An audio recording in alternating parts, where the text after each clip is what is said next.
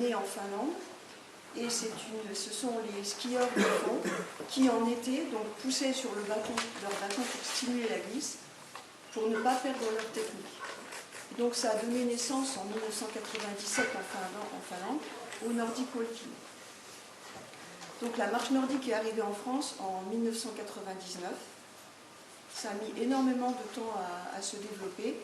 Et en 2009, donc c'est la Fédération française d'athlétisme qui a obtenu la délégation, donc charge à elle d'organiser des championnats.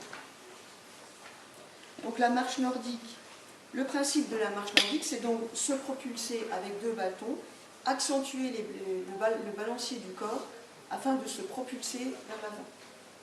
Donc effectivement, par rapport à une randonnée classique, on marche un peu plus vite.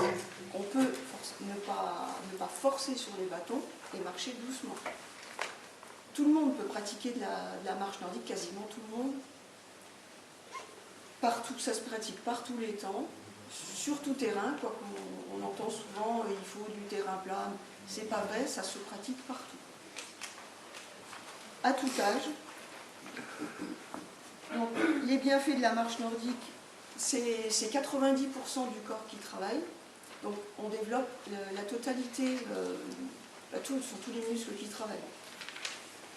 Donc avec une bonne technique, on tonifie on renforce la chaîne musculaire articulaire. Donc le dos, c'est très bon pour les problèmes d'arthrose, d'ostéoporose. Sur le diaporama que j'avais, on voyait bien une étude qui montrait la régression d'ostéoporose chez des personnes. Sur des personnes diabétiques également, donc des personnes qui étaient des diabétiques de type 2, qui étaient redevenues, qui pouvaient se passer d'insuline. Ça ne se fait pas du jour au lendemain. Donc ça favorise l'endurance et la souplesse. De par la stimulation sanguine, puisqu'on pousse sur les bâtons, on active toute la circulation sanguine. Donc prévention des maladies cardiovasculaires. On marche un peu plus vite, donc il y a une dépense énergétique qui est plus importante. Donc, par rapport à une randonnée classique à 4 km/h où on dépense à peu près 200 kcal, en marche nordique, pour 1h, 1h30, on est à peu près à 500 kcal. Donc, pour les personnes en surpoids, ça aide aussi. Quand tu nous regardes tout.